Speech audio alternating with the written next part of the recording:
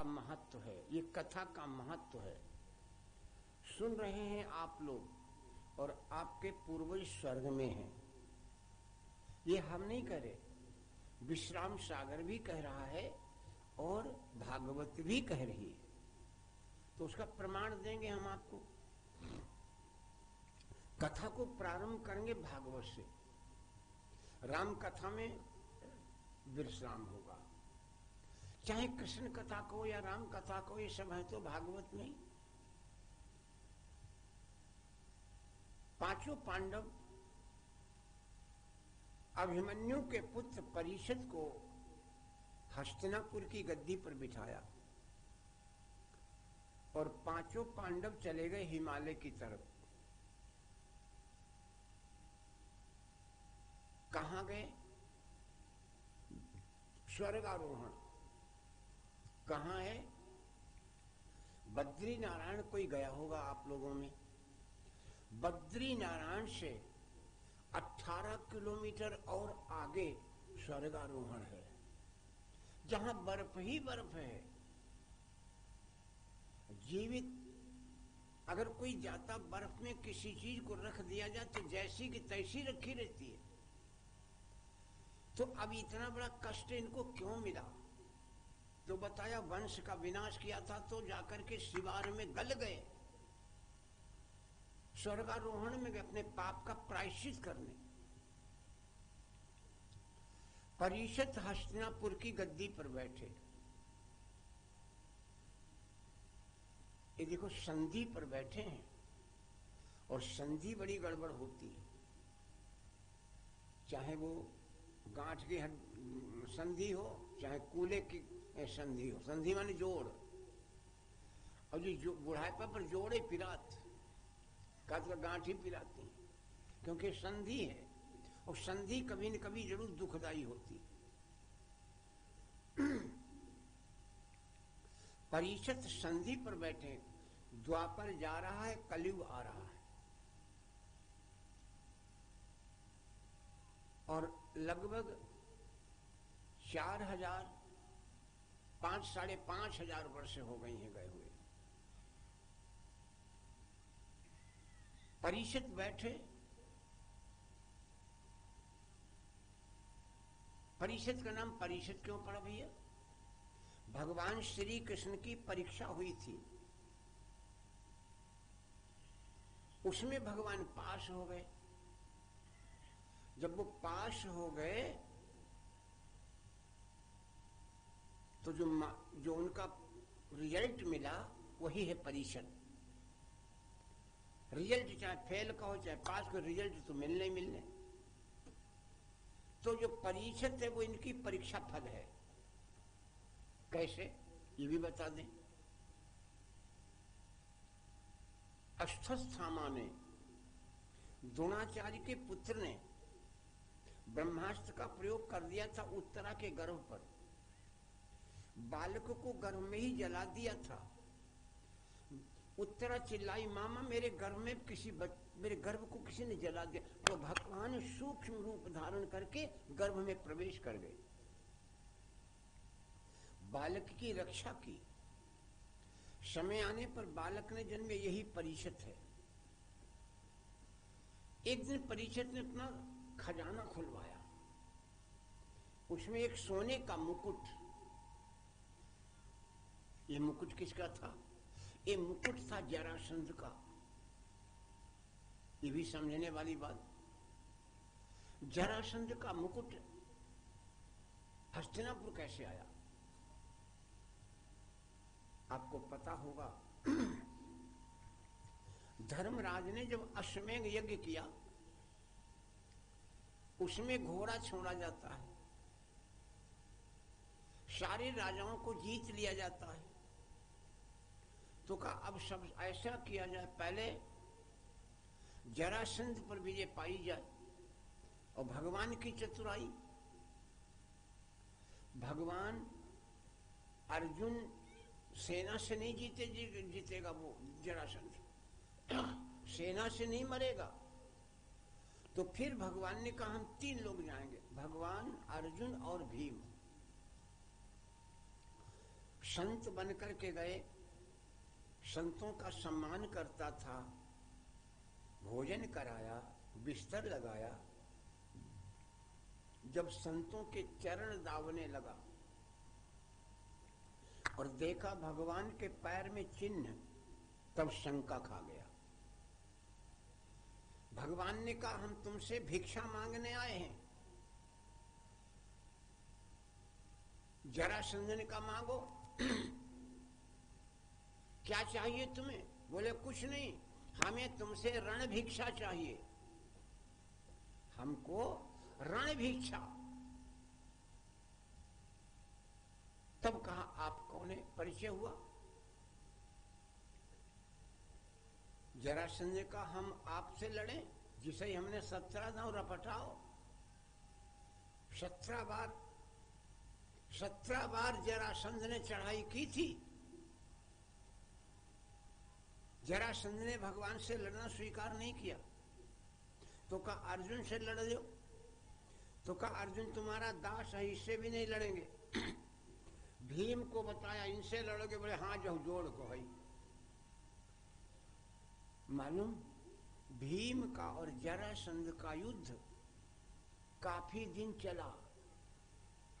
भीम को भी अपनी ताकत का गर्व था। 10,000 हाथियों की ताकत थी। लेकिन कई दिन बीत गए, जरासंध मारे नहीं मरा। अच्छा, मरेगा कैसे? ये तो आपने सुने होगा, जरासंध मरेगा कैसे? जरासंध के जन्म की कथा। जरासंध के पिता के संतान नहीं थी। जंगल में एक संत ने फल दिया, कहा इस फल को अपनी पत्नी को खिलाना। फल एक था, रानी थी 2, तो उसने फल को आधा आधा कर दिया।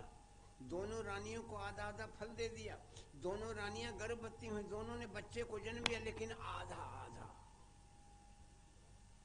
उस समय एक डॉक्टरनी थी जिनका नाम था जरा। जरा नाम की डॉक्टरनी ने दोनों टुकड़ों को जोड़ दिया, इसलिए इसका नाम पड़ा जरासंध। ऐसे नहीं मरेगा, जब तक दोनों टुकड़े अलग नहीं किए जाएंगे जरासंध नहीं मरेगा। कई दिन हो गए, तो एक दिन भीम ने भगवान से कहा, मरवाई डरी हो। भगवान ने कहा, थकी गया हो का? अच्छा, कल तुम हमको देखना।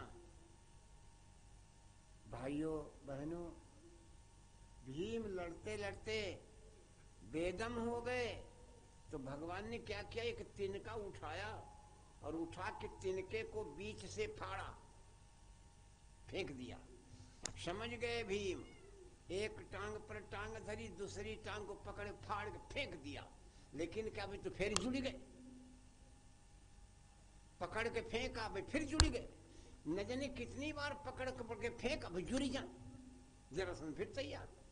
तो भीम ने फिर देखा भगवान की तरफ, तो भगवान ने संकेत किया, ऐसे फेंकी हो तो नहीं मरी है, ऐसे फेंको। इधर वालों टुकड़ा यह फेंको, यह वालों टुकड़ा यह फेंको, तब मरी है। कितने लोग बलवान थे, कैसे मरने वाले थे। तो भीम ने जब इन टुकड़ों को ऐसे करके फेंका, तब उसका वध हुआ। जरासंध के बेटे का नाम था सहदेव। ये समझने की बात, जरासंध के बेटे का नाम था सहदेव। सहदेव ने अपना खजाना खोला और जो कुछ भी खजाने में था, सुनो भाई बहनों, जो कुछ भी खजाने में था सब कुछ धर्मराज के यहाँ भेज दिया यज्ञ में। कि पिता की संपत्ति पता नहीं पिता ने किनको मार के किनको लूट करके खजाना भरा है, इसलिए मैं पिता की संपत्ति में हाथ नहीं लगाऊंगा। ये सब धर्म में लगना चाहिए, ये सब यज्ञ में लगना चाहिए। तो सहदेव ने जरासंध की सारी संपत्ति को, पूरे खजाने को धर्मराज के यज्ञ में भेज दिया था। उसी में मुकुट भी चला आया था, वो खजाने में रखा था। आज जब खजाना खोला परीक्षित ने, तो मुकुट रखा था सोने का। उस मुकुट को साफ किया और परीक्षित उसी को पहन करके आज शिकार को गए। लेकिन मेरे भाई, सब लोग जानते हो, पढ़े हो, सुने हो, उधर से एक गाय आ रही थी, एक बैल आ रहा था, एक व्यक्ति उनको मार रहा था। बैल एक पैर से भाग रहा था, दोनों चिल्ला रहे थे। देखा जो शिकार को गया था उसको दया आ गई और ललकारा, कौन है आप? खड़े हो गए सब। गाय ने कहा मैं पृथ्वी हूं, बैल ने कहा मैं धर्म हूं, और ये बोला कलयुग है, ये हमको मार रहा है, पीट रहा है। परीक्षित ने धनुष पर बाण चढ़ाया। मेरे भाई बहनों, जैसे धनुष पर बाण चढ़ाया तो परीक्षित जो के वो कलयुग जो था वो परीक्षित की शरण में आ गया। और भाइयों, अगर दुश्मन भी आपके शरण में आ जाए तो कभी उसको धोखा मत देना। अगर दुश्मन भी आपकी शरण में आ जाए, मैं नहीं कह रहा हूं, आपकी कथा कह रही, रामायण कह रही। जब मेघनाद मारा गया, उदाहरण दे दें आपको, कथा में सुना होगा तुमको। अभी भैया बता रहे थे कि कोई ऐसी कथा तो है नहीं जो आप लोगों ने सुनी नहीं होगी, कैसेट इत्यादि में। जब मेघनाद मारा गया तो सुलोचना अपने पति का शीश लेने के लिए,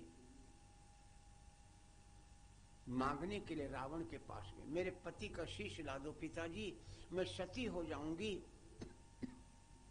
रावण ने दुनिया भर की बकवास की तो वो मंदोदरी के पास आई और मंदोदरी से कहा, मां मेरे पति के शीश को ला दो, मैं सती हो जाऊंगी। मंदोदरी ने कहा, बेटी तुम खुद चली जाओ। चौंकी बहनों बेटियों, सुलोचना चौंकी कि हमारी सासू जी कहती दुश्मन की सेना में चली जाओ। तो सुलोचना ने कहा, मां तुम हमें कहां भेज रही हो? दुश्मन की सेना में। मंदोदरी क्या कहती है, बेटी तुम जिनको दुश्मन कहती वो हैं कौन, सुनो। कैसे सुनी होगी आप लोगों ने। मंदोदरी बता रही, जिनको तुम दुश्मन बता रही वो कौन है? एक नारी व्रत, एक नारी व्रत रघुबर केरा, एक नारी व्रत रघुबर केरा, एक नारी व्रत रघुबर केरा, एक नारी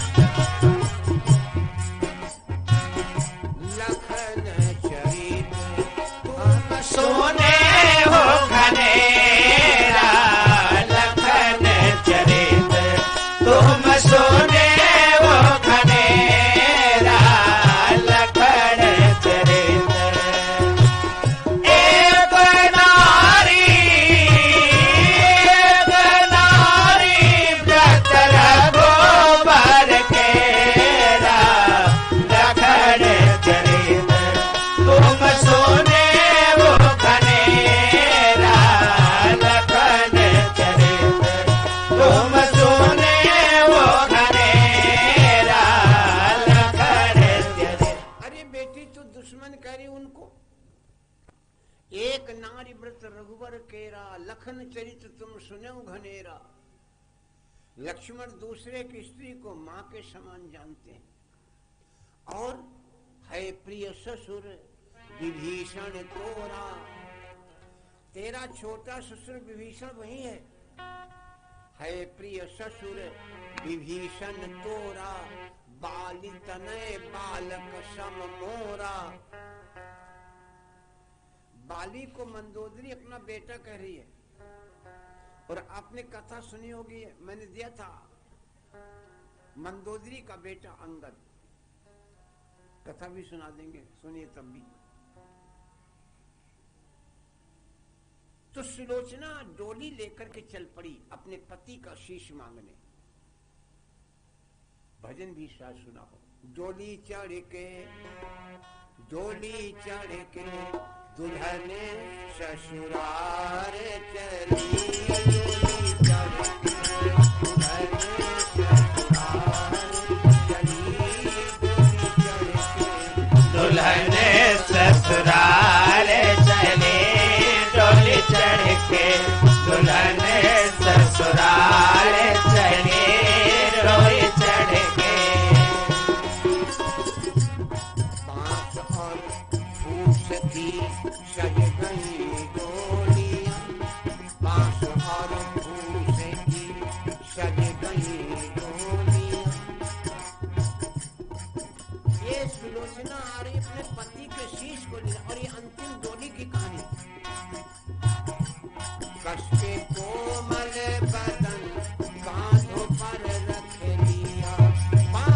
और पोस के सज गई डोलिया, कस के कोमल बदन कांधे पे रख लिया। कस और पोस की सज गई डोलिया, कस के कोमल बदन कांधे पे रख लिया।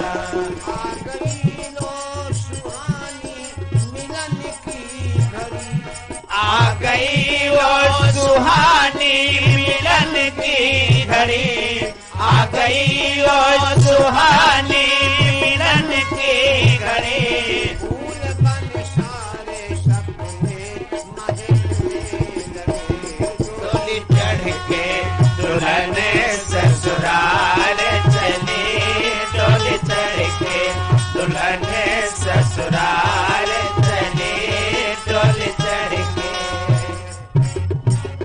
यहाँ तो सुलोचना की बात कह रहे थे, अंतिम डोली का वर्ण है। और डोली तो आप जानते हो 2 बार उठती है, दोनों का वर्ण अलग अलग है। चलिए खैर, सुलोचना को आते देखा बानरों ने। बानर सेना तब उठी बोली, अरि पुरते आवत एक डोली। दौड़ करके बानरों ने भगवान से कहा, प्रभु दुश्मन की लंका से एक डोली आ रही है। तो जो कुछ वीर बोले, महाराज जान परत रावण अब सूझा, भयमत मेघनाद जब जूझा। कुछ लोगों ने कहा अब रावण का दिमाग ठिकाने आया है। क्यों? बोले जब मेघनाद मारा गया तो कहा हुआ क्या? तो कहा सीतई हटितई दीन पठाई, भली भई भई बंद लड़ाई। सीता जी को उसने भेज दिया, अब लड़ाई बंद। लेकिन मेरे भाई सुग्रीव भगवान के पास और का प्रभु गड़बड़ हो गया। क्या क्या गड़बड़ हो गया सुग्रीव? बोले सिंधु से नीर भराई के नाथ, विभीषण कहा युवराज बनायो। अब शुद्ध भई मति रावण की, संग सीय लिए शरणागत आयो। महाराज विभीषण आपकी शरण में आया तो आपने उसको लंका का राजा बना दिया। और अब रावण का भी दिमाग शुद्ध आया, वो भी आ रहा है। शुद्ध भई मति रावण की, संग सीय लिए शरणागत आयो।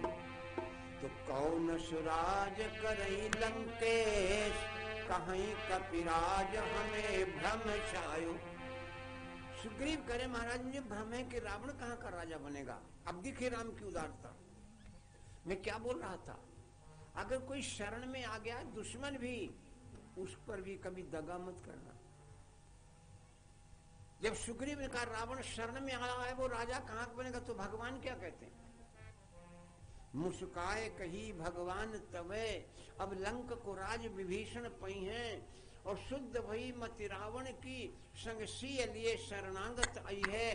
तो शरणागत नाही तजय कबहूं, हम रावण हूं को कंठ लगई हैं। और भ्रात समेत बसे वन में, अवधेश पति दश शीश कहूं।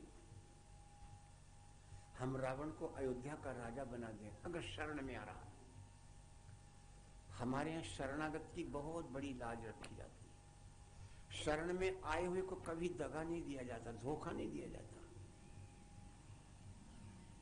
कलयुग परिषद की शरण में आ गया, बोले महाराज अब हम आपकी शरण में हैं, मारो या तारो। लेकिन अगर आपने हमें मार दिया, ठीक है, तो ब्रह्मा जी की सृष्टि के बाधक आप बनेंगे। कैसे? ब्रह्मा जी ने 4 युग बनाए हैं, सतयुग, त्रेता, द्वापर, कलयुग। 4 युग बनाए। और अगर आपने हमें मार दिया तो 3 ही रह जाएंगे। तो ब्रह्मा की सृष्टि के बाधक आप बनेंगे। इसलिए हमें कोई स्थान दो। कौन से स्थान दिए गए? मदिरा में, जुआ में, वैश्या के घर, जहां झूठी बातें होती हों, जहां इधर उधर की चुगली होती हो, ऐसी जगह तुम वास करो। कलयुग ने कहा महाराज सब गंदी जगह दीदी, कोई अच्छी भी देते तो काश कनक, सोना। और परीक्षित के मुकुट में सोना लगा हुआ, क्योंकि वो जरासंध का मैंने बोला था, परीक्षित के मुकुट में सोना लगा हुआ वो जरासंध मैंने बोला था। और जैसे सोने का नाम क्या नाम रमेश चंद्र भैया जी की तरफ से 110 मुद्दा, एक आदमी को यहाँ बैठा दो भैया, ठीक है, वो लिखता जाए, प्रसाद दे दिया करे, क्योंकि हम जो बोलेंगे तो कथा में व्यवधान पड़ेगा। वो प्रसाद दे रखवा दीजिए, प्रसाद दे दिया तो लिखते जाए। तो महाराज आपने हमको गलत स्थान दे दिया, सत्य का सोना। तो कलियुग था, परिषद के मुकुट में जो सोना लगा था उसमें प्रवेश कर गया, उसी में प्रवेश कर गया। अम्मत कट गई भैया। परिषद जंगल में गए, कलियुग सिर पर सवार है। एक बाबा जी बैठे थे जिनका नाम था शमीक ऋषि, वो ध्यान में बैठे थे। परिषद ने सोचा बाबा ने हमको देखा, तभी आंखें बंद कर ली। आवाज लगे लेकिन बाबा ने ध्यान नहीं दिया, तो एक मरा हुआ सर्प बाबा के गले में डाल दिया। परिषद घर आए, जैसे मुकुट उतारा, मेरे भाइयों बहनों होश आ गया। कलयुग जैसे सिर से उतरा, होश आ गया। मैंने संत का अपमान किया,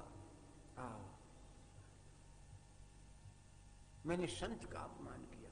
और इधर शमीक के एक बेटा था जिसका नाम था श्रृंगी, 4 वर्ष की अवस्था थी। लोगों ने कहा तुम्हारे पिता के गले में किसने मारा, सर्प डाल दिया।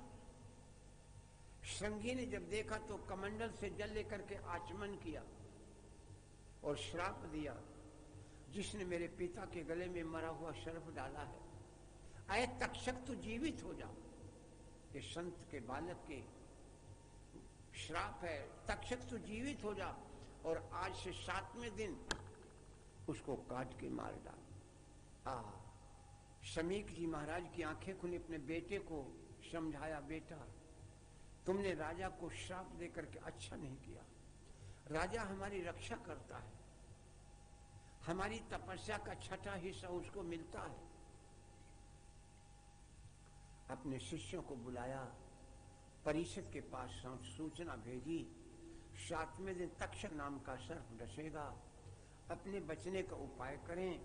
परिषद ने अपना राज्य पुत्र को देकर के गंगा के किनारे पहुंच गए। रेत में बैठे हैं। गंगा के किनारे क्यों गए? गंगा से हमें ज्ञान की प्राप्ति होती है, गंगा ज्ञान को प्रदान करती है और यमुना भक्ति को प्रदान करती है। दोनों नदियों की विशेषता है, गंगा ज्ञान और यमुना भक्ति। गंगा ज्ञान कैसे प्रदान करती भैया लोगों? आप कभी गए होंगे, गंगा बहती है, तमाम नदियां गंगा जी में आई। गंगा जी ने किसी से नहीं पूछा बहन जी तुम कहां से आई हो, तमाम गंदे नाले गंगा में मिल गए। गंगा ने किसी से नहीं कहा तू गंदा है मेरे में क्यों मिल रहा, बल्कि उस गंदे नाले को भी गंगा जल बना दिया। बोलो, उस गंदे नाले, यही मानवता, यही ज्ञान दे रही गंगा हमें। लोग नहाते हैं लेकिन गंगा से ज्ञान नहीं प्राप्त करते, नहाते हैं, नाक पकड़े डुबकी लगाई, हर हर गंगे। अब गंगा के किनारे लोग और घूमत रहते ना, बैले के कपड़ा हो गए चंगे, और वे कहा तुम तुम्हें कर दी नंगे, तुम तो हुआ हर हर गंगे कर रहे, और वे कर दी हम तुम्हें कर दी नंगे, नेकरो पहने निकलते हुआ है। बताइए, लेकिन गंगा से क्या सीखना है? गंगा से ज्ञान प्राप्त करो। गंगा ने किसी गंदे नाले से नहीं कहा कि तुम मेरे में क्यों आ रहे हो, उनको सबको गंगा ने पावन बना दिया। और कहां ले गई गंगा जी? कहां ले जाती भैया लोग? लोग लोटा में भर के ला रहे हैं, शीशी में भर के ला रहे हैं, कोई नहर निकाल रहा, सब गंगा जल को छीन करते हैं। लेकिन गंगा जी निरंतर बह रही हैं। कहां जा रही हैं? गंगा अपने परमात्मा की तरफ जा रही हैं। गंगा का परमात्मा कौन है? सागर। जब गंगा सागर में मिल गई, एक नाम पड़ गया गंगा सागर। अब कोई गंगा को मिटाने वाला माई का लाल पैदा नहीं हुआ। मेरे भाइयों माताओं बहनों, ठीक उसी प्रकार गंगा जी हमें ज्ञान देती कि हम भी अपने परमात्मा की तरफ बढ़ें। सब अपने परमात्मा की तरफ बढ़ रहे हैं और हम पता नहीं कहां जा रहे हैं माया के चक्कर में। ये दीपक जल रहा है, इसकी लौ ऊपर काहे जाए रही, दीपक पलट दे तो हम लोग ऊपर के जई है, लोटा भरी पानी ऊपर के फेंकाओ और जो पानी नीचे काहे आऊ थी। समझे ना समझे? अरे दीपक का परमात्मा ऊपर है सूरज, और पानी का परमात्मा सागर नीचे है, तो सब अपने परमात्मा की तरफ बढ़ रहे हैं और हम माया के फंदे में फंसे ज्यादा डूब रहे हैं। समझ में आ रही बात नहीं आ रही मेरी? समझ नहीं आ रही? दीपक के परमात्मा सूरज ऊपर को जा रहा है और पानी नीचे है, तो पानी नीचे को जाता, फेंक ऊपर जाते नीचे, और दीपक पलटो तो हम जाते ऊपर आई। गंगा से हमें ज्ञान की प्राप्ति होती है, गंगा ज्ञान की दाता है। परमात्मा से मिलो, परमात्मा की तरफ बढ़ो। ये परमार्थ जहां हम आप बैठे हैं आज, ये भी गंगा है, ये भी गंगा है। भगवान शिव ने पार्वती से कहा है, धन्य धन्य गिरिराज कुमारी। जब कोई ऐसे कार्यक्रम करता, वो धन्य का बाद का पात्र है, पता नहीं कितने लोगों का कल्याण हो जाता है। कथा राम मिलन जी करवा रहे हैं, उनके परिवार के साथी सहयोगी हैं, लेकिन लाभ लेने वाले कितने? जहां तक ये आवाज जा रही है, जहां तक लोगों के कान में पड़ रही, ये प्रकृति, ये भूमि भी धन्य है जहां भगवान की चर्चा हो रही है। मैं नहीं कर रहा हूं, रामायण का धन्य भूमि बन पंथ पहारा, धन्य भूमि बन पंथ पहारा, धन्य भूमि बन पंथ पहारा, धन्य भूमि बन पंथ पहारा, धन्य भूमि बन पंथ पहारा,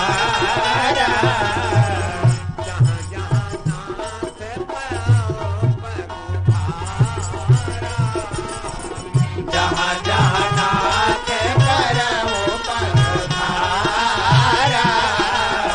जहां जहां नाथ करो पगधारा, जहां जहां नाथ करो पगधारा। संतों ने कहा, राम वो वन, वो जगह, वो भूमि धन्य है जहां तुमने पैर डाल दिया। तो मैं तो कहता हूं ये भूमि धन्य हो गई, और धन्य है राम मिलन, उनका परिवार, उनके साथी सहयोगी, ये सब धन्य है। भगवान शिव कहते, धन्य धन्य गिरिराज कुमारी, तुम समान नहीं को उपकारी। और हम तो ये भी बता दें, कमो कमो लोग कहते, अरे हमारे कुछ पल्ले नहीं पड़ते, पता नहीं कहाँ की कहानी लाए बैठे, हमारे कुछ पल्ले नहीं पड़ते। मैं कहता हूं आपके कुछ भी पल्ले ना पड़े दादा लोगों, कुछ भी पल्ले ना पड़े, लेकिन आप बैठे हो। आप लोग हवन करे होगा, यज्ञ तो की होगा, हवन ना ही हवन करो, ना यज्ञ करो, हवन करो ही, हवन नहीं करो ही, यज्ञ नहीं करो ही, आज्ञारी करी हुई, कुछ तो करो ही, जिंदगी में कुछ तो करो ही। कब आज्ञारी डारी, यज्ञ किया, हवन किया, तो जब हवन करते तो कहते हैं स्वाहा स्वाहा। जब स्वाहा कहते हैं तो आहुति जल जाती है। अच्छा, एकदम स्वाहा ना बोलाओ, जलेगी कि नहीं जलेगी? जलेगी ना। स्वाहा बोली हो तब जरी है, और स्वाहा नहीं बोली हो तब जरी है। ऐसे ही यहाँ आए कथा सुनी हो तब कल्याण, और नहीं सुनी हो तब कल्याण। बोलो सियावर रामचंद्र की। आ गया समझ में बिटिया लोग? यहाँ आ गए, कल्याण ही कल्याण, सुनो तो ना सुनो तो आहुति तो पड़ ही रही है राम नाम की। लेकिन जिनकी समझ में ना आती, उनकी समझ ही छोटी है। जिनकी समझ में नहीं आता है, क्योंकि उनके भगवान की कथा समझ में ही नहीं आने, उनकी समझ ही नहीं है वहां। समझ समझ के समझना है? तो मैं तो समझता हूं कि उनकी समझ ही छोटी है, जिनकी समझ में नहीं आती। भैया यहां आ गए, कल्याण ही कल्याण। तो संत लोग कहते हैं कि धन्य भूमि, राम जी से धन्य भूमि बन पंथ पहारा, जहां जहां नाथ पाओ तुम धारा, जहां जहां तुमने पैर रख दिया वो जंगल वो भूमि सब पावन हो गए, सब धन्य पात्र के पात्र हो गए। तो आज आपका गांव धन्य हो गया। नर सहस्रमा सुनो पुरारी, कौए होई धर्म व्रत धारी। नर हजारों में एक होता है। नर सहस्रमा, शंकर जी कह रहे, शंकर जी से कहा है, किसने किसने कहा? अरे गरुड़ जी ने न, कागभूषुंड ने, कौआ ने कही है, कौआ ने कही। नर सहस्रमा सुनो पुरारी, कोई होई धर्म व्रत धारी। कैसे? उदाहरण दे दें तो समझ में आई जाती, कथा तो जरूर रुक जाती लेकिन समझ में आई जाती। समझ समझ के समझना भी एक समझ है, और जो समझ के भी ना समझे हम तो कहेंगे वो ना समझ है।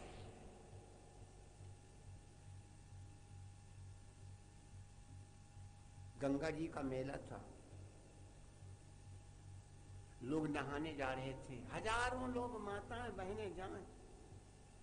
और यही चौपाई को प्रमाण करने के लिए भगवान शिव ने कहा, हमने कागभूषण ने हमको सुनाया, नर सहस्रमा सुनो पुरारी, कौए हो धर्म व्रत। पार्वती ने कहा हजारों में एक हो? बोले हाँ, हजारों में एक हो धर्मात्मा। तो पार्वती ने कहा बहु कैसे? भोले बाबा ने कहा देखिए। बोले हाँ दिखाओ। तो गंगा जी को मेला, आपके यहाँ कहाँ मेला लगे? बड़ो भारी बड़ा मेला कहाँ लगता है? जेठ का दशहरा, जेठ का दशहरा लगो, लोग जा रहे हैं नहाने, लोग मेला देखने। भगवान ने कहा देखो तुम्हें दिखा मैं, नर सहस्रमा सुनो पुरारी, कोई को? हाँ दिखाओ। एक गड्ढा था, कीचड़ थी उसमें, भोले बाबा कोढ़ी बन के वह गड्ढा में गिर गए। ना, भोले बाबा कोढ़ी बन के वह गड्ढा में गिर गए। और पार्वती जी चिल्लाए भैया मेरे पति को निकाल दो, भैया मेरे पति। लोग आमे गंगा नहान वाले दशहरा देखा, इन्हें कोई रहे नहीं गो, कोढ़ी संग भी आओ करो। कोई निकालने वाला नहीं, कोई मदद करने वाला नहीं, और बल्कि उपहास उड़ान देखी, अब इन्हें कोढ़ी नहीं गो। हजारों लोग निकल गए, तब तक एक आ गया, उसने अपना झोली झंडा फेंका और कोड़ी को निकाल के ऊपर खड़ा कर दिया। भोले बाबा ने उसी को दर्शन दिए और तब कहा पार्वती से, देखो कागभूषण ने कहा था नर सहस्रमा सुनो पुरारी, कोई होई धर्म व्रत धारी। हजारों लोग निकल गए उपहास उड़ाते हुए, किसी ने हाथ नहीं लगाया। यही एक धर्मात्मा है जिसने सब कुछ त्याग के मुझे निकाल दिया। तो नर सहस्रमा सुनो पुरारी, कोई कोई धर्म व्रत धारी।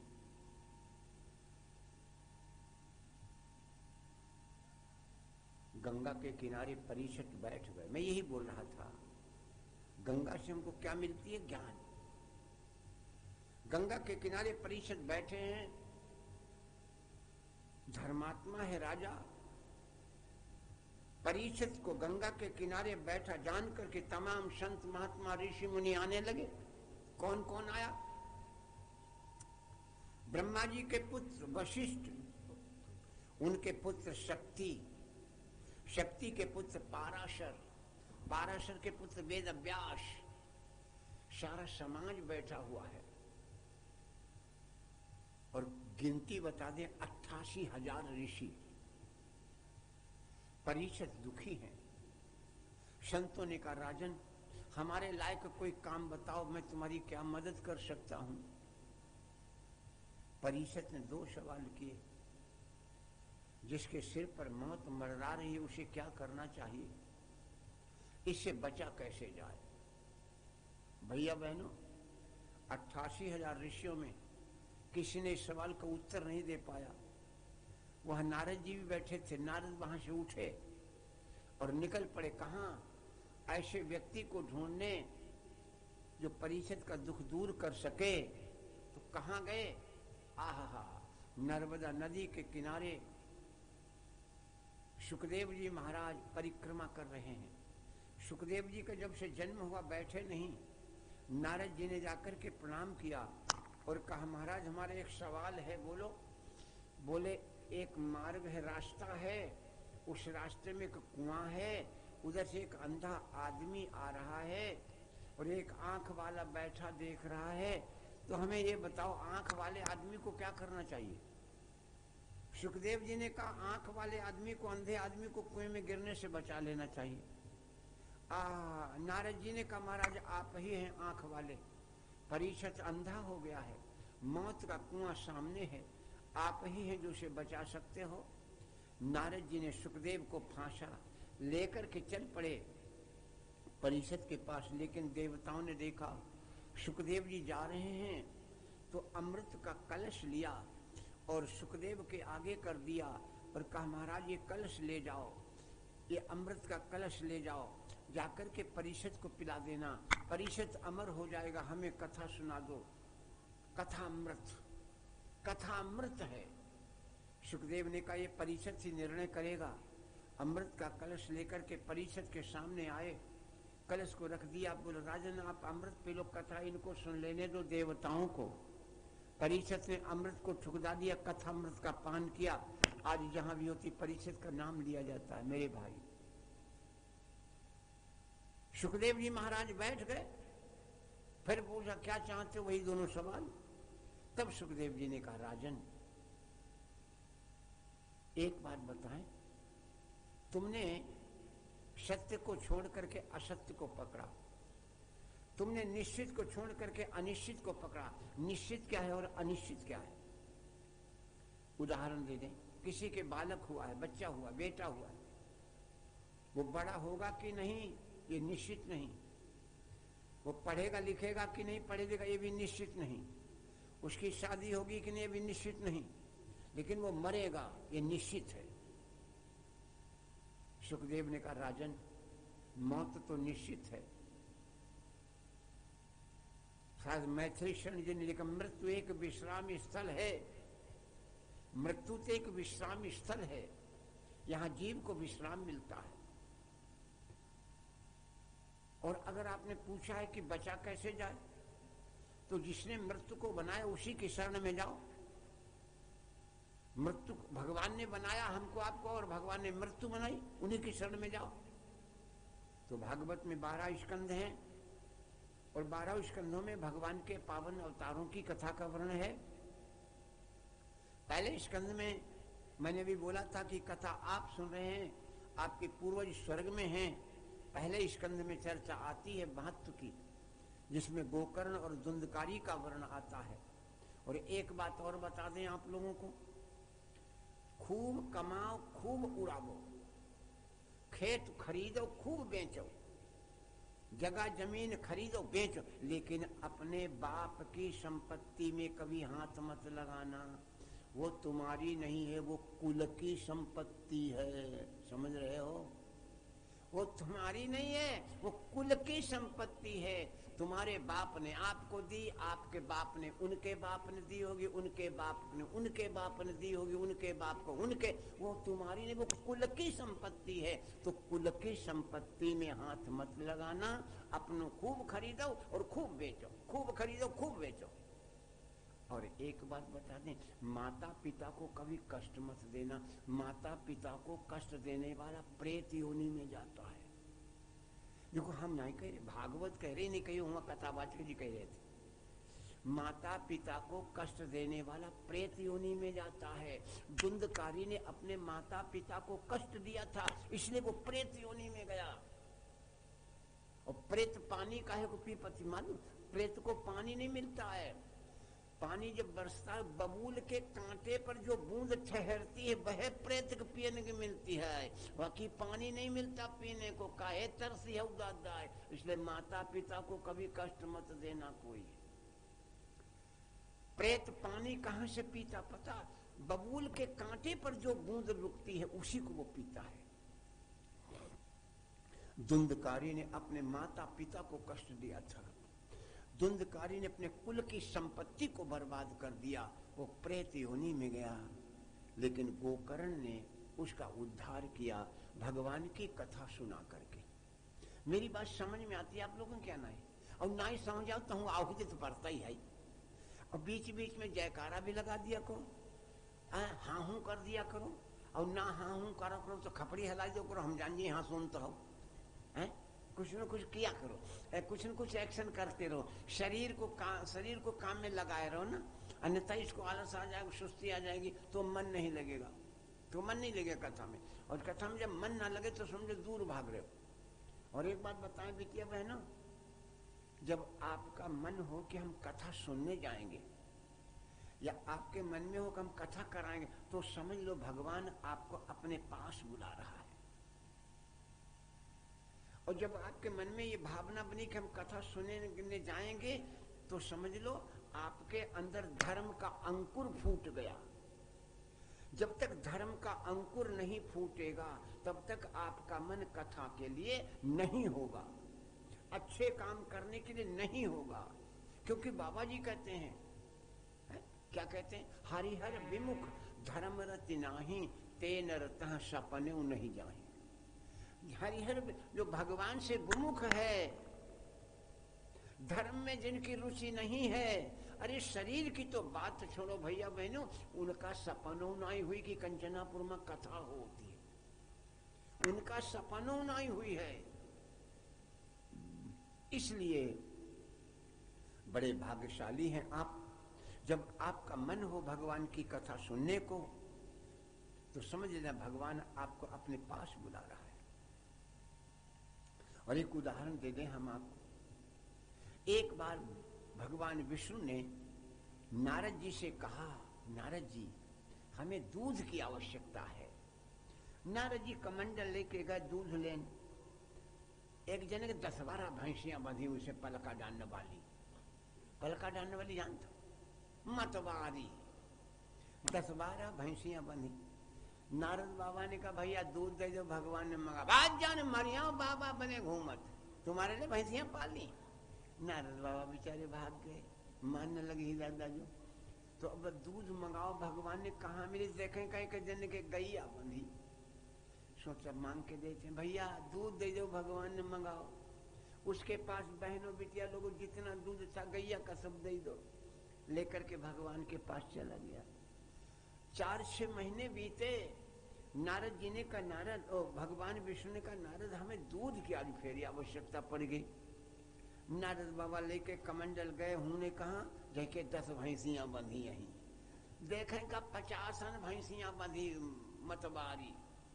जैसे ही कहा भैया दूध दे दो, वो फिर डंडा लेकर दो, भाग जाओ, बाबा ने मार डरी, हाँ भैंसियां तुम्हारे लिए पाली। बाबा बेचारे भारी गए तो सोचा चले उस गैया वाले के तेरे काजा में बहुत दूध दे दे। जब गैया वाले तेरे गए तो उनकी गैया मरी गई।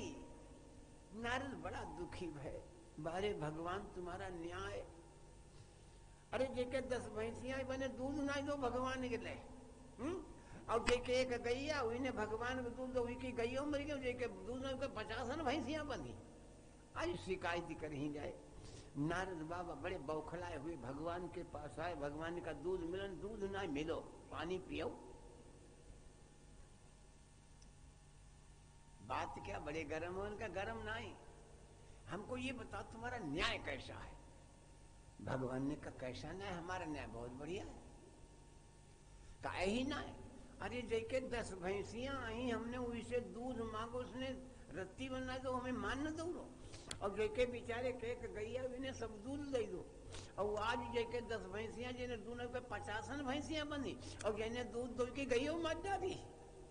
भगवान बोले नारद, जिसके 10 भैंसें थी उसने हमको दूध नहीं दिया, वो हमसे विमुख था, इसलिए हमने और भैंसियां बढ़ा दी जिसमें कतई हमसे दूरी हुई जाए। और जिसकी एक गैया थी वो हमारा मन हमारे में लगा था, लेकिन कबहू कबहू को ध्यान हमसे बढ़ जाता, तो गैया चारा बनाओ कमजोर करो, तो हमने गैया मारे जिससे उसको प्यार पूरा ध्यान हमारे में हुई जाए। बोलो वृंदावन बिहारी लाल की। समझ में आ गया? नहीं समझ में आया? ना समझ में आया इंजेक्शन लगाओ। फिर हमारे पास गोली भी है, इंजेक्शन भी है, हैं? अगर गोली से काम चल जाए तो सबसे बढ़िया, काहे इंजेक्शन लगाया जाए। तो समझ में आ गया। जब आपके मन में ये भावना बने कि चलो हम कथा में चलें, तो समझ लेना भगवान आपको अपने पास बुला रहे हैं। और जब मन न लगे तो समझ लेना भगवान दूर फेंक रहे हैं आपको अपने से। इसलिए श्री हरि की शरण में बैठो। यही समय है प्यारे, शरण प्रभु की आओ रे, यही समय है प्यारे। गोकर्ण ने धुंधकारी का उद्धार कर दिया।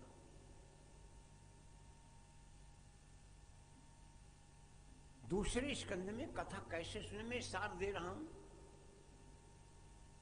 कथा शुरू होने से 5 मिनट पहले पहुंचो, समापन होने के बाद में जाओ प्रसाद लेकर के, आरती करके।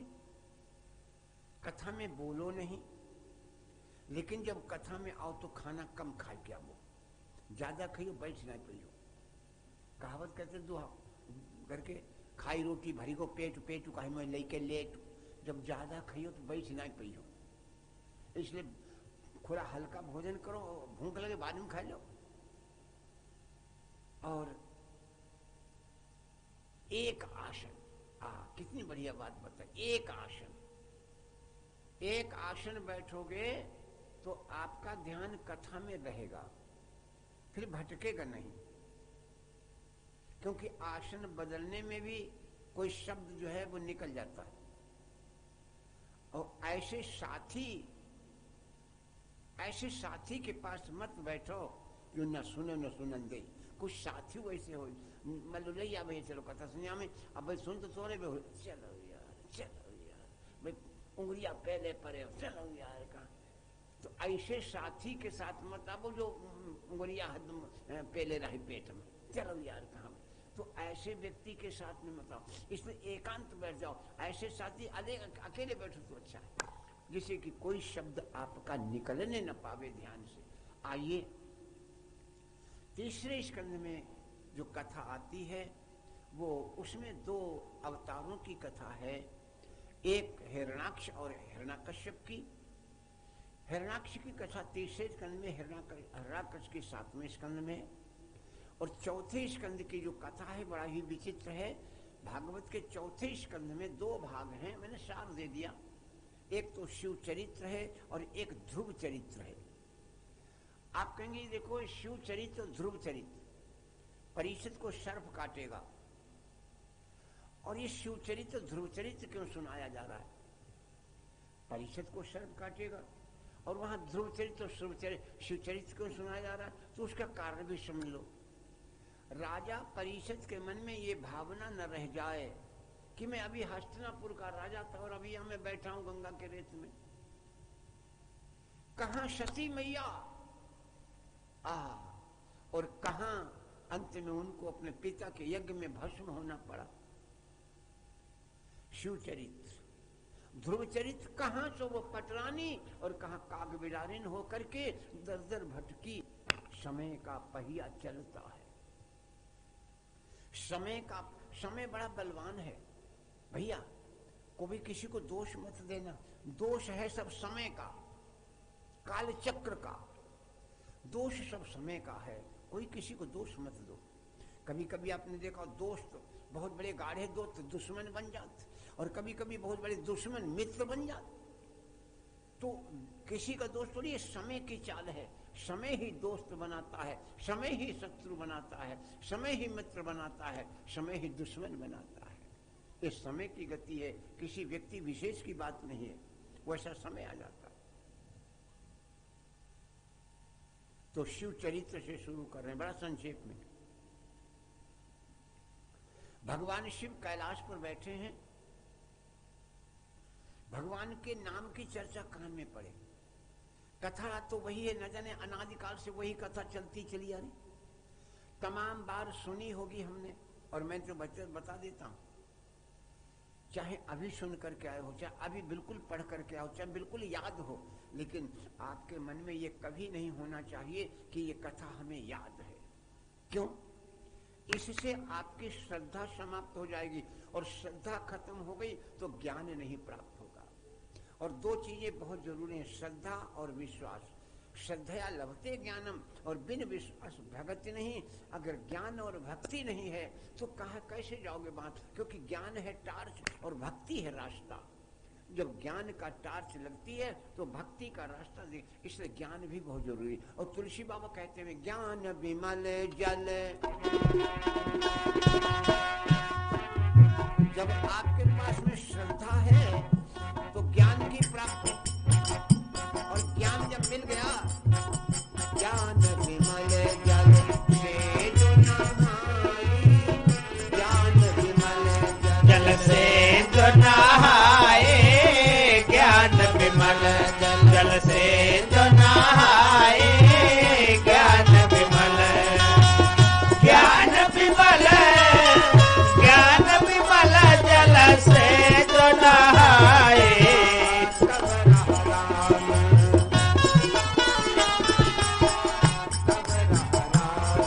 भगते और जाए तब रह राम, भगते और जाए तब रह राम, ज्ञान विमल, ज्ञान विमल जल से जो नहाए तब रह राम, भगते और जाए तब रह राम, भगते और जाए तब रह राम, ज्ञान विमल जल से जो नहाई, तब रह राम भगति उर छाई।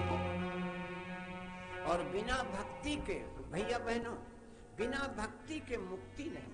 हाँ, बिना भक्ति के मुक्ति नहीं। कई प्रमाण लोगों ने दिए हैं, कहां तक प्रमाण दे कथा रुकती है। बिना भक्ति के मुक्ति नहीं। भगवान शिव ने अपनी सती जैसी नारी को त्याग दिया, लेकिन भक्ति को नहीं त्यागा, क्योंकि बिना भक्ति के मुक्ति नहीं। और भक्ति मिलेगी कहां? अभी आपने सुना, ज्ञान विमल जल से जो नहाई, तब रह राम भगति उर छाई। और मिलेगी कहां? तो तुलसी बाबा दूसरी चौपाई दे, भगति स्वतंत्र सकल गुण खानी, बिनु सत्संग न पावहि प्राणी। ये तो स्वतंत्र है, लेकिन बिना सत्संग के प्राप्त नहीं होती। तो बहुत सार रूप में शिव चरित्र, भगवान शिव बैठे हैं, पार्वती मैया भगवान शिव के पास गईं, बैठी शिव समीप हर्षाई, पूर्व जन्म कथा चिताई।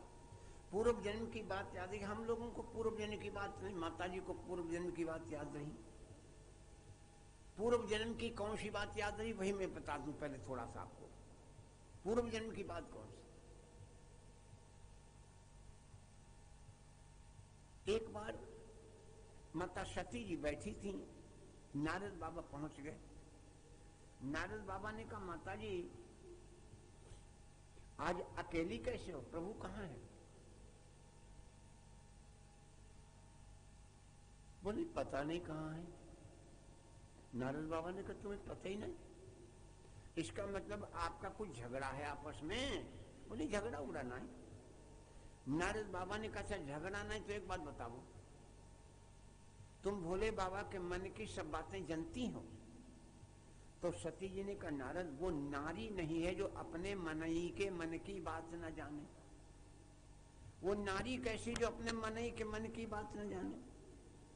नारद बाबा ने कहा, आप जानती तो हमें एक बात बताओ, भगवान शिव अपने गले में जो मुंड माल पहने, वो मूड किनके हैं और वो क्यों पहने?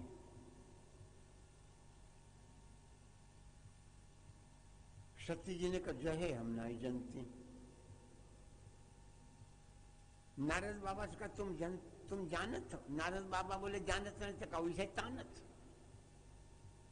तो माँ ने कहा, तुम जानत हो तो बताओ, शिव क्यों डाले मुंडन माला रहे, गौरा को बताई ना। शिव क्यों डाले मुंडन माला रहे, गौरा को बताई ना। शिव क्यों डाले मुंडन माला रहे, गौरा को बताई ना। शिव क्यों डाले मुंडन माला रहे,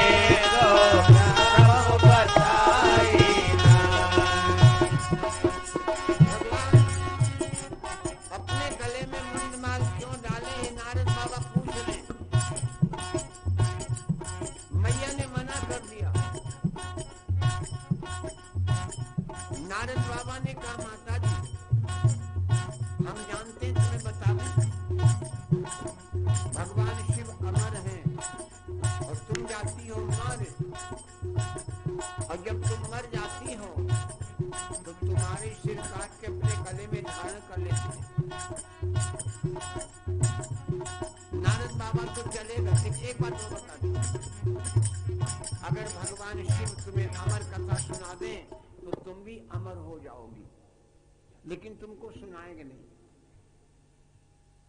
नारद जी तो चले गए। भगवान शिव आए तो माता जी बहुत उदास बैठी। भोले बाबा ने कहा क्या हुआ? बोले ही नहीं। भगवान ने सोचा ये तो कोप भवन में है। कोप भवन जानत? अरे भाई राजा दशरथ का कोप भवन था, चक्रवर्ती राजा है, उन्होंने बनाए रखो, जो कोई नाराज हो जाए तो हम चलो जाते हो। और यहाँ कौन कमरा बनवावे कोप भवन को? अब जो महंगा में कोई कोप भवन एक कमरा बनवाओ मुश्किल हो, कोप भवन कौन बनवावे? तो कोप भवन की पहचान है भैया बहनों। आंख में आंख ना मिले समझो कोप भवन में है, चाहे वो आदमी हो चाहे माता बहन कोई हो। आंख में आंख ना मिले समझो जो कोप भवन में है। तो भोले बाबा ने कहा दे तो कोप भवन में है भाई। पूछा क्या हुआ देवी? ना बोली।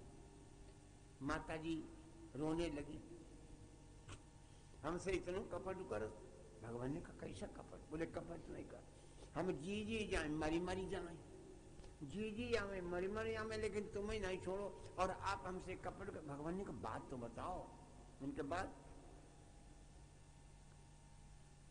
आपके पास में अमर कथा, कई भजन हैं आपके पास में अमर कथा, आपने हमको अमर कथा क्यों नहीं सुनाई? भगवान ने कहा उठी, हमने तुम्हें सुनाई है कि नहीं कि तुमने सुनी ना? भजन आपने सुना होगा।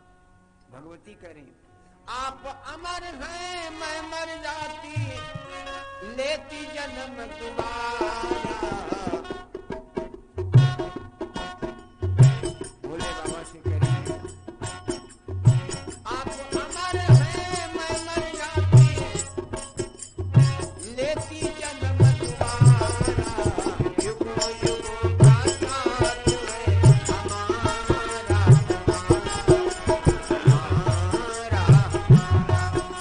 हमारा, युगों युगों का साथ है हमारा तुम्हारा, तुम्हारा हमारा। युगों युगों का साथ है हमारा तुम्हारा, तुम्हारा हमारा। आप अमर हैं मैं मर जाती, आप अमर हैं मैं मर जाती, लेती जन्म दोबारा। युगों युगों का साथ है हमारा तुम्हारा, तुम्हारा हमारा। युगों युगों का साथ है हमारा तुम्हारा, तुम्हारा हमारा। आपकी बात पहेली मेरी समझ न आए, आपकी बात पहेली मेरे समझ न आए, आपकी बात पहेली मेरे समझ न आए। मैं जब जब कहूँ कहानी रानी तू सो जाए, मैं जब जब कहूँ कहानी रानी तो सो जाए, मैं जब जब कहूँ कहानी रानी तो सो जाए। अमरनाथ में अमर कबूतर, अमरनाथ में अमर कबूतर, अमरनाथ में अमर कबूतर देते रहूं तारा। युगों युगों का साथ है हमारा तुम्हारा, तुम्हारा हमारा।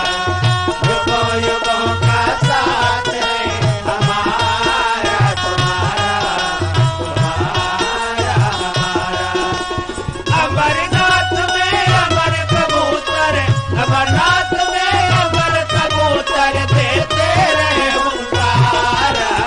युगों युगों का साथ है हमारा तुम्हारा, तुम्हारा हमारा। युगों युगों का साथ है हमारा तुम्हारा, तुम्हारा हमारा। और अगर हम ये कहें कि तुम सती नहीं हो तो सती हो। सतियों की सत्य कथा में रानी सती कहाए, सतियों के सत्य कथा में रानी सती कहाए, सतियों के सत्य कथा में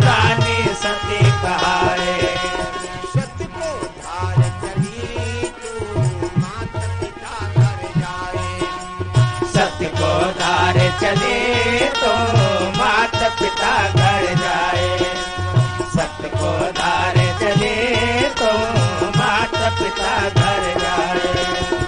हवन कुंड में कूद पड़ी तुम, हवन कुंड में कूद पड़ी तुम, हवन कुंड में कूद पड़ी तुम, छोड़े के साथ हमारा युगों युगों का साथ है हमारा तुम्हारा, तुम्हारा हमारा। युगों युगों का साथ है हमारा तुम्हारा, तुम्हारा हमारा। हवन कुंड में कूद पड़ी तुम, हवन कुंड में कूद पड़ी तुम, छोड़ के साथ हमारा। युगों युगों का साथ है हमारा तुम्हारा, तुम्हारा हमारा। युगों युगों का साथ है हमारा तुम्हारा, तुम्हारा हमारा। हमने क्या किया?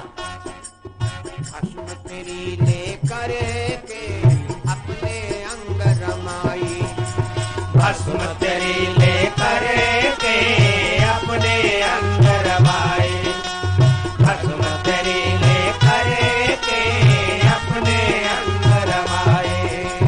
तेरे मुंडों की माला अपने गले सजाई, तेरे मुंडों की माला अपने गले सजाए, तेरे मुंडों की माला अपने गले सजाए। नैनागिरी में नैन गिरे हैं, नैनागिर में नैन गिरे हैं, नैनागिरी में नैन गिरे हैं, नाविक गुण गिरधारा। युगों युगों का साथ है हमारा तुम्हारा, तुम्हारा हमारा। युगों युगों का साथ है हमारा तुम्हारा, तुम्हारा हमारा। नैनागिर में नैन गिरे हैं, नैनागिर में नैन गिरे हैं, नाभिपूर्ण गिरधारा। युगों युगों का साथ है हमारा तुम्हारा, तुम्हारा हमारा। युगों युगों का साथ है हमारा तुम्हारा, तुम्हारा हमारा। ये कहानी माता पार्वती को ध्यान में आ गई कि कैसे मैंने परमात्मा पर विश्वास नहीं किया। भैया, जिसको भगवान की कथा पर विश्वास नहीं है, उसके सामने अगर परमात्मा भी आ जाएगा तो परमात्मा पर भी विश्वास नहीं करेगा। इसलिए कहा जाता है कि भगवान की कथा का कभी अपमान मत करना। नहीं सुनना है तो मत आओ। कहने का डॉक्टर ने बताओ, कोई डॉक्टर ने बताओ कथा सुनो। नहीं सुनना तो कोई बात नहीं, लेकिन अगर नहीं सुनना है तो कोई बात नहीं, लेकिन कथा में आकर के भगवान की कथा का कभी अपमान मत होने देना, क्योंकि भगवान की कथा ही भगवान का स्वरूप है। सती जी ने भगवान की कथा का अपमान किया, उनको भगवान शिव ने त्याग दिया, अंत में पिता के यज्ञ में भस्म हो गई और तब जाकर के पार्वती बन करके आई। और जब पार्वती बन करके आई तो भगवान शिव को पाने के लिए फिर उनको कितनी तपस्या करनी पड़ी आप सभी जानते हो। 4 सहस्र पुनि 400 वर्ष 44 लीन, 4 मास 24 दिन उमा कठिन तप कीन। इतना कठोर तप करने के बाद भगवान शिव ने उनको स्वीकार किया। सप्तऋषियों ने परीक्षा ली, भगवान शिव के विवाह के ना जाने कितने प्रयास किए गए, तब जाकर के भगवान शिव ने माता सती जो पार्वती बन करके आई उनको स्वीकार किया। और राम कथा में, रामायण में 4 अवतारों की कथा माता जी की है। Number 1 Shiva, number 2 Girija, number 3 सती और नंबर 4 पार्वती। ठीक है, इन चारों नामों का वर्णन है रामायण में। रचि महेश निज मानस राखा, सुषमो पाय शिवासन भाखा। और जब लंका जल गई, हनुमान का एक बाल भी नहीं जला, तो पूछा महाराज हनुमान काहे न जले? तो वहां पर तुलसी बाबा लिखते हैं ताकर दूत अनल जय सिरजा, ताकर दूत अनल जय सिरजा, जिसने आग बनाई उन्हीं का दूत है भगवान हनुमान जी। ताकर दूत अनल जय सिरजा, गिरा न सोत जरा न सो कही कारण गिरिजा, जरा न सोत ही कारण गिरिजा। और सती और पार्वती, तो आइए माता पार्वती ने जो संसार के कल्याण के लिए, हमारे आपके कल्याण के लिए प्रश्न किए हैं, भगवान शिव को बहुत अच्छे लगे। शिव समीप बैठी हर्षाई, पूर्व जन्म कथा चित आई। वही सती के समय कि मैंने कैसे परमात्मा का अपमान किया, मुझे मरकर के आज ये रूप पाया मैंने। तो भगवान शिव से कहा महाराज आज हमें भगवान की कथा से बड़ा स्नेह बना है और इसमें कोई दुराव नहीं है। अब मैं सुनना चाहती हूँ सहज भाव से, तो महाराज मुझे प्रभु के पावन चरित्र को सुनाइए। तब भगवान ने कहा धन्य धन्य गिरिराज कुमारी, तुम समान नहीं को उपकारी। पूछो रघुपति कथा प्रसंगा, सकल लोक जग पावनी गंगा। ये संसार को पावन करने वाली गंगा के समान। उन गंगा में और इन गंगा में अंतर जानते हो भैया? वो गंगा भगवान शिव की जटाओं से निकली, ये गंगा भगवान के हृदय से निकली, भोले बाबा के। उन गंगा को लाने वाले भगीरथ हैं और इस गंगा को पृथ्वी पर लाने वाली माता पार्वती हैं। उन गंगा को भगीरथ लाए और इन गंगा को भगवती पार्वती लाई। तो भगवान शिव ने कहा देवी ठीक है, अब तुम्हारी इच्छा है भगवान की कथा सुनने की तो मैं तुम्हें सुनाऊंगा, लेकिन एक शर्त पर। शर्त कौन सी है? भगवान शिव ने कहा तुम प्रश्न करो और हम उत्तर दें। देखो प्रश्न उत्तर इसलिए किए जाते हैं कि जब प्रश्न हो जाता है ना तो श्रोता का मन लग जाता है कि इस प्रश्न का उत्तर क्या होगा, तो मन एकाग्र हो जाता है श्रोता का। इसलिए प्रश्न में डाल दिया जाता है श्रोता को चक्कर में, कि वो प्रश्न के चक्कर में पढ़ करके इधर उधर भटकेगा नहीं, भगवान के श्री चरणों में ध्यान उसका रहेगा। तो भगवती पार्वती ने प्रश्न किए हैं 9। प्रथम सुकारण कहाऊ विचारी, निर्गुण ब्रह्म सगुण बपुधारी। महाराज पहला प्रश्न बताओ, निराकार परमात्मा साकार क्यों हुआ? वो निराकार परमात्मा साकार क्यों हुआ? भगवान शिव ने कहा देखो निराकार और साकार, इसका एक उदाहरण बहुत बढ़िया है, समझ में भी आ जाता होगा भक्तों के, मैं फिर बोल दूं। इस लोटे में जल है, ये जल ही समझो है भगवान, ये जल ही है परमात्मा, ठीक है। इस जल को आप फ्रीज में रख दो तो ये जम के बर्फ बन जाएगा, हाथ हम पकड़ लो चाहे जहां ले चले जाओ। अच्छा ये साकार हो गया, ठीक। अब आई पानी के लिए आग पे रख दो, नीचे आग जला दो, ये पानी भाप बन करके उड़ जाएगा, ये परमात्मा निराकार हो गया, ठीक है।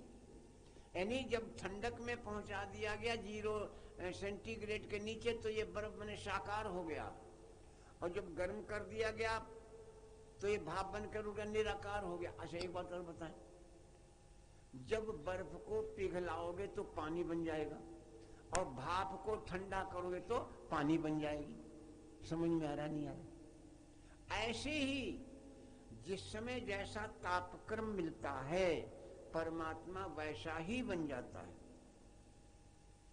जिस समय जैसा तापक्रम मिलता है परमात्मा वैसे ही बन जाता है। अच्छा तुलसी बाबा क्या लिख रहे हैं? जब जब होई,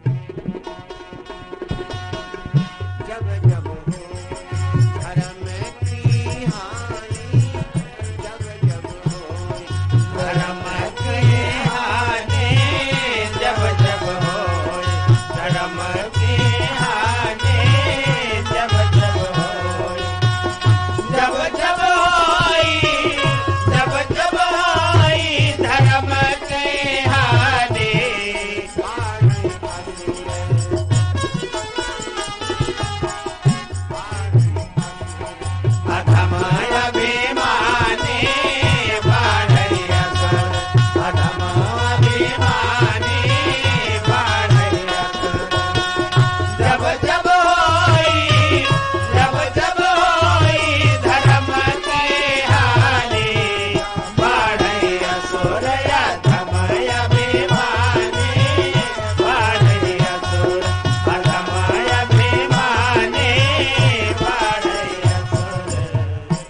जब होए धर्म की हानि।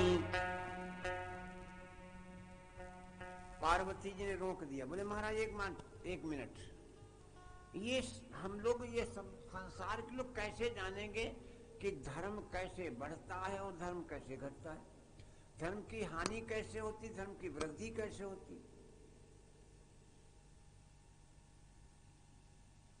तो भोले बाबा ने कहा देखो, तुलसी बाबा ने लिखा है कुछ लक्षण हैं भैया बहनों, ये लक्षण जहां पर आपको दिखाई दें समझ लेना वहां पाप हो रहा, विनाश होगा। बाढ़े खल,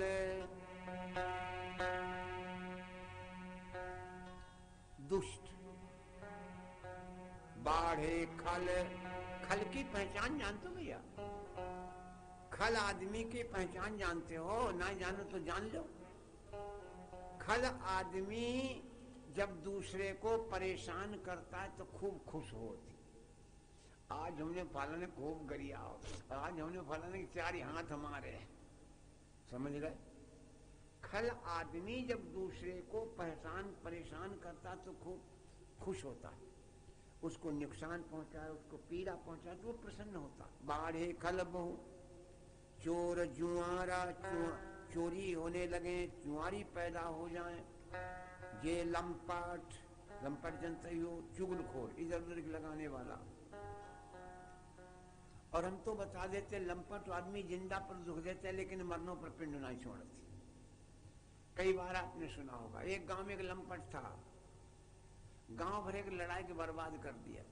अमर्थ कोई है ना। जब लंपट मरने लगे तो उनके पास में एक सज्जन बैठे थे, तो लंपट ने उनसे कहा भैया देखो अब हमने बहुत चुगली करी और खूब गांव वालों को बर्बाद करिए, लड़ा भिड़ाई हैं, अब हमारो मुंह ही खराब, तो ऐसो करियो जब हम मर जाएं तो हमारे मुंह को खूंटा ठोंक दियो तो हमारो अगलो जन्म सुधरी जाए। लंपट मर गए, लोग उनका अंतिम संस्कार करने आए, तब लोगों ने कही भाई देखो, उसने बताया भैया लंपट कह रहे थे हमारो मुंह है खराब, हमने चुगली करी, तो जब हम मर जाए तो हमारे मुंह में खूंटा ठोंक दे तो अगलो जन्म सुधरी जाए। तो लोगों ने कहा अगर खूंटा ठोंकन से इनको जन्म सुधरे तो तन मोटो ठोंक दो बढ़िया बन जाए। आम को खूंटा शील मुंह में ठोंको, तो भैया बहनों जब आम को खूंटा ठोंको ये मुंह में तो का मुंह ही रह गई। कफन लपेटा गया तो कफन जाओ ठाड़ो। अब लेके चले राम नाम सत्य, वहां से दरोगा जी आए रहे, 4 सिपाही ले गश्त में निकले। दरोगा जी ने देखा मुर्दा तो बहुत से देखे लेकिन जो अजीबे मुर्दा जाके जाओ ठाड़ो। पूछा भैया क्या हुआ? बोले हुआ क्या साहब, चंपट मर गया तो जा रहे हैं अंतिम संस्कार। दरोगा जी ने कहा उतारो देखें। जब उतारो जाऊं मत भैया खूंटा ठोको। अच्छा खूंटा ठोक के मार डालोगा तो मरी गो। जितने शमशान के जा रहे तो सबका ले जाके जेल में ठूट दो। तो लंपट आदमी जिंदा पर तो दुख देता है लेकिन मरनों पर पिंड नहीं छोड़ा, तो इसलिए लंपट से तुलसी बाबा को रामायण में लिखने की आवश्यकता पड़ गई। बाड़े खलबो चोर, जो ये लक्षण दिखाई दे पाप हो रहा है। बाड़े खलबो चोर जुआरा, जे लंपट परधन परदारा। माने मातु पिता ने देवा, साधुन सन करवावे सेवा। जिनके यह आचरण भवानी, ते निश्चर समझानो प्राण। भगवती के प्रश्न का उत्तर भगवान शिव ने ऐसे दिया। दूसरा प्रश्न है, प्रथम सुकारण कहो विचारी, निर्गुण ब्रह्म सगुण बपुधारी। पुनि प्रभु कहो राम अवतारा। भगवान के राम के अवतार के कारण बताओ। तो भगवान ने राम के अवतार के कारणों का वर्णन किया और फिर कह रहे बाल चरित्र पुनि कहो उदारा। ये बाल चरित्र क्या है? आज हम भगवान के बाल चरित्रों से ही शुरू कर रहे हैं। जब बाल चरित्र का वर्णन आया, जब बाल चरित्र का वर्णन आया भाई बहनों, तो भगवान शिव की आंखों में आंसू आ गए। इतना प्यार है भगवान की बाल लीलाओं से। हरे हिय राम, बाबा जी ने लिखा। जब बाल चरित्र का वर्णन आया, पार्वती ने प्रश्न किया तो हरे हिय राम चरित सब आए, हरे हिय राम चरित सब आए, हरे हिय राम चरित सब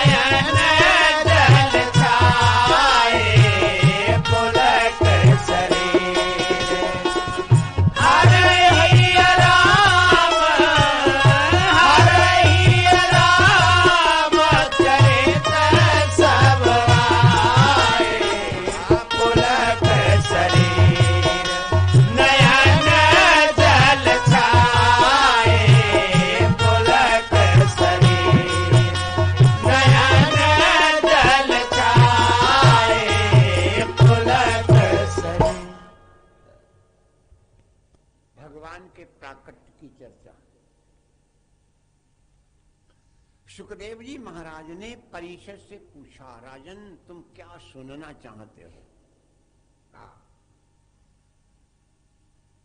परीक्षित जी ने कहा, महाराज जिन्होंने मेरे बाबा का रथ हाँका, आप उनके बारे में बताओ।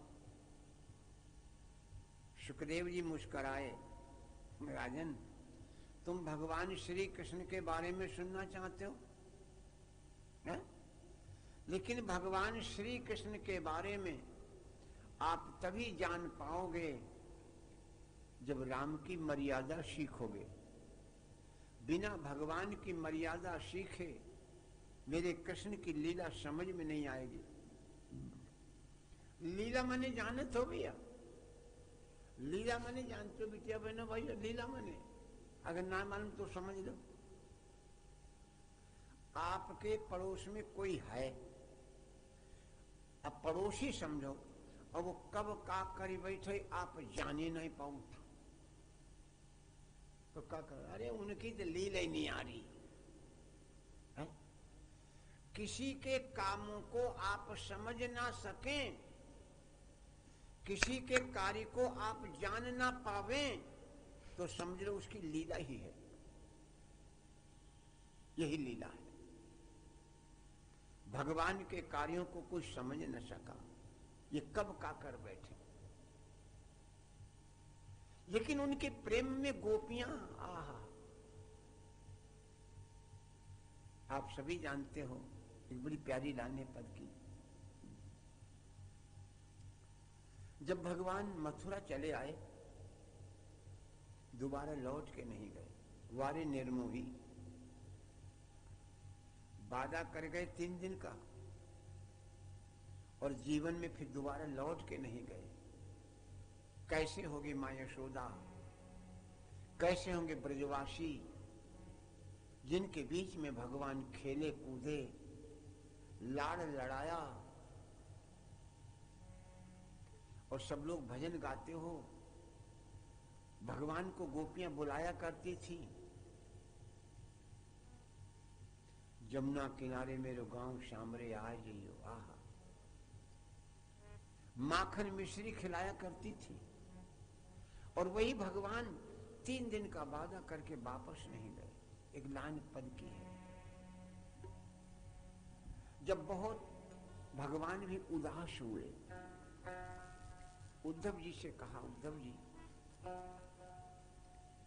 जरा ब्रज में हो आओ एक दिन। उद्धव जी ने कहा, यही हुआ गमारन में मिलन। गमार, उनको अपने ज्ञान का घमंड है।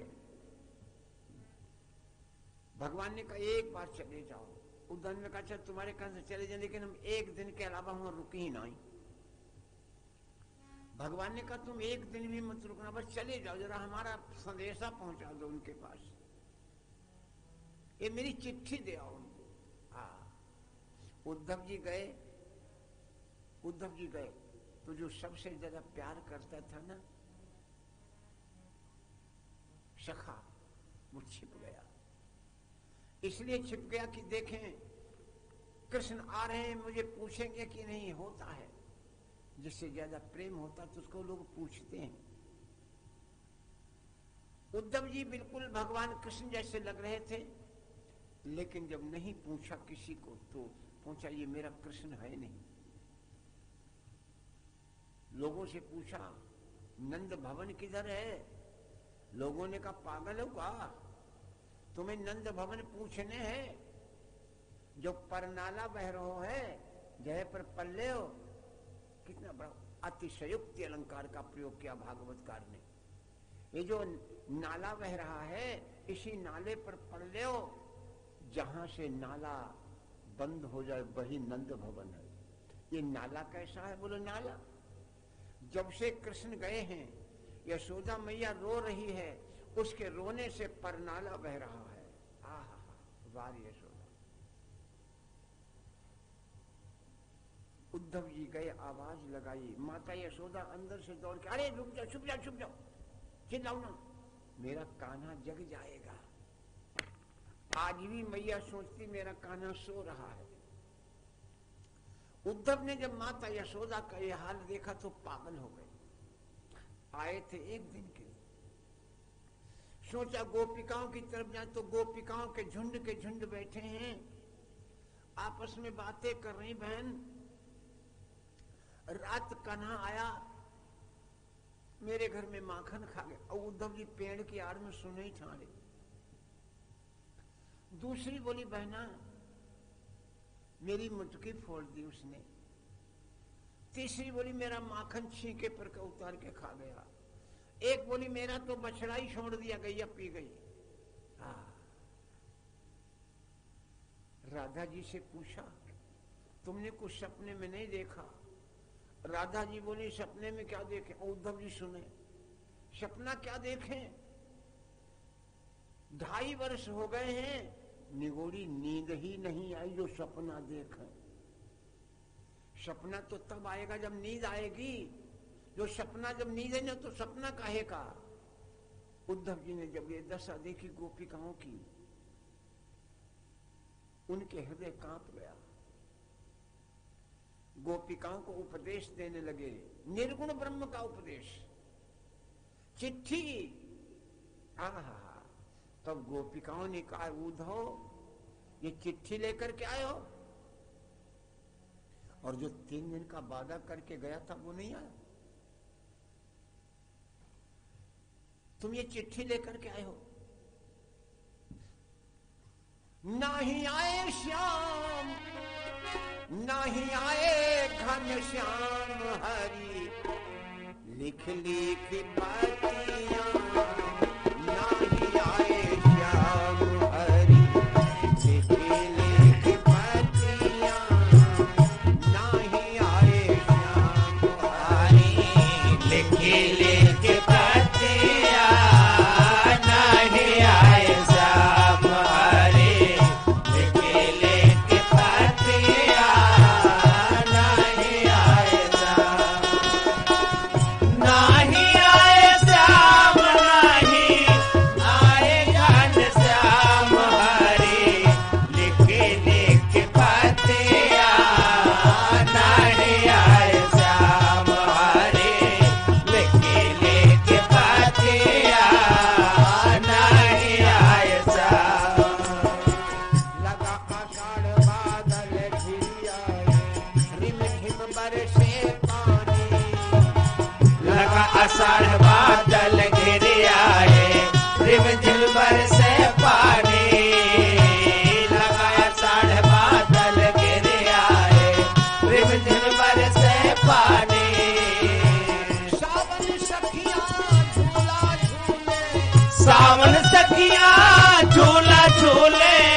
सावन सखियां झूला झूले, गावे गीत मल्हार ओढ़े। आनी है सुनरिया, नहीं आए श्याम। ओढ़े थाली है चुनरिया। नहीं आए श्याम हरि, लिख लिख बातियां। नहीं आए श्याम हरि, सावन सखियां झूला झूले। सावन सखियां झूला झूले, गावे गीत मल्हार ओढ़े। गाने रहे चुनरिया। नहीं आए श्याम हरि, लिख लिख बातियां। नहीं आए श्याम, भादो फूटे भाग हमारे, नहीं आए नंद लाला। भादो फूटे भाग्य हमारे, नहीं आए नंद लाला। भादो फूटे भाग्य हमारे, नहीं आए नंद लाला। वार में सीता मिली राम को, वार में सीता मिली राम को। वार में सीता मिली राम को, बिना रही जयमाल करे। हंसी हंसी बातियां, नहीं आए श्याम। करे हंसी हंसी बातियां। नहीं आए श्याम हरि, लिख लिख बातियां।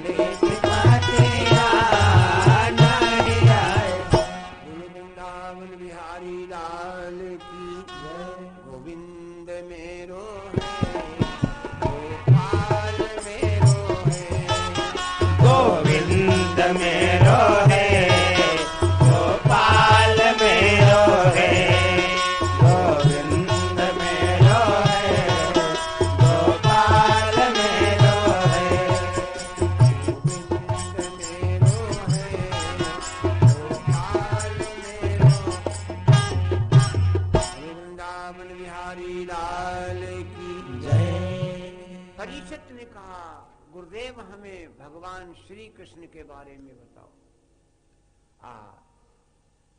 सुखदेव जी ने साफ मना कर दिया, राजन भगवान श्री कृष्ण के बारे में समझना है तो पहले राम की मर्यादा सीखो।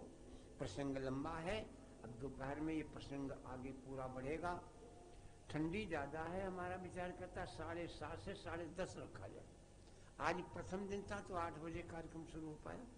ठंडी है वो बढ़ रही तो 7:30 से 10:30 का कार्यक्रम दिन रात का, दिन में 1 से 4 होगा, लेकिन रात का समय 7:30 से 10:30 ही रहेगा। वैसे 7 बजे शुरू तो और अच्छा, फिर जितनी जल्दी शुरू हो पावे। 3 घंटे भगवान की चर्चा होना। आइए अब 2 बार भगवान नाम, उसके बाद में आरती, फिर प्रसाद। सीताराम राम राम सीताराम राम राम सीताराम राम राम सीताराम राम राम सीताराम राम राम सीताराम राम राम सीताराम राम राम। सच्चिदानंद भगवान की जय। आज अभी आरती की सभी लोग खड़ा होना पड़ेगा भाई, खड़े होकर के भगवान की आरती करेंगे।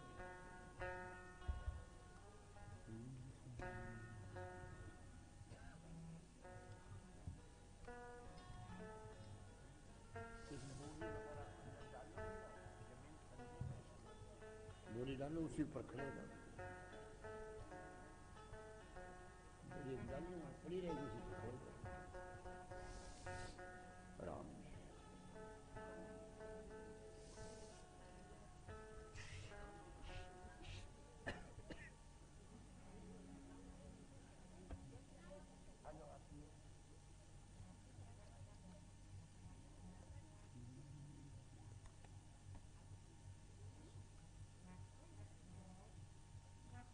परशुराम, ये कोर्री से भैया जी की तरफ से 101 मुद्दा, और टिंकू कस्मापुर से, कस्मापुर है कश्यापुर से 11 मुद्दा भैया जी की तरफ से परमात्मा प्रदान करें। आइए आरती बोले सब लोग। राम प्रसाद भैया जी की तरफ से 50 मुद्दा। आइए आरती सब लोग हाथ लगा लो आप भी। आरती पार ब्रह्म ईश्वर की, आरती पार ब्रह्म ईश्वर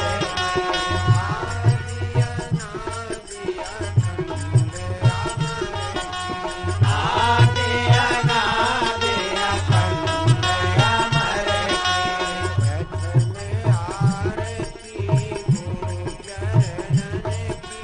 प्रथम आरती गुरु चरणन की।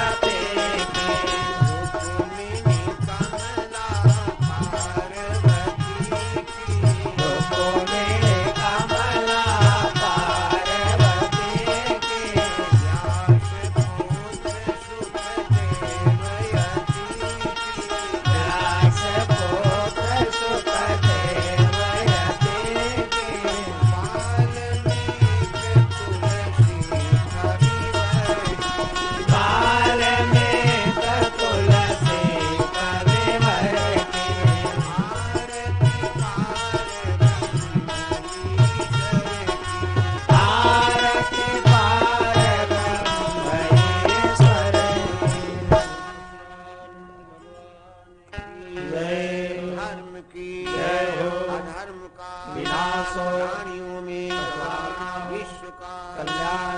हर हर महादेव। अब सभी भैया बच्चे लोग बैठ जाओ, आरती इस बच्चे को दिखा दें और अब प्रसाद।